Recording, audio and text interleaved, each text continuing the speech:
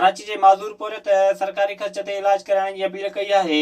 चौकुंडी वारे इलाइक़े जे रहवासी मोहम्मद सैफल मरी जे भाउ ॿुधायो त 2019 में संदसि भाउ हादसे में माज़ूर थी वियो, जंहिंजो वसाहर इलाज बि करायो पर फ़र्क़ु न पियो। हुन चयो त महांगाई जे दौर में हू वधीक इलाज न पिया कराए सघनि।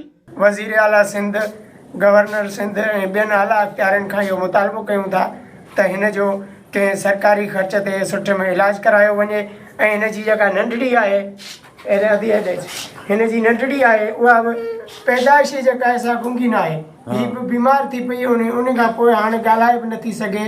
असां जेको सो अगरि सरकारी ख़र्च ते हिन इलाज कयो वञे त मां सम्झां थो त हीअ बि पंहिंजे पेरनि ते बीहे सघे थी ऐं ॻाल्हाए सघे थी, ॿियनि ॿारनि जी खेॾे सघे थी। सैफल मरी जे भाउ अपील कई त संदसि भाउ जो इलाज कराए खेसि माज़ूरीअ खां बचायो वञे। विज़िट कयो अवामी आवाज़ मीडिया ग्रुप जी वेबसाइट awamiawaz.pk।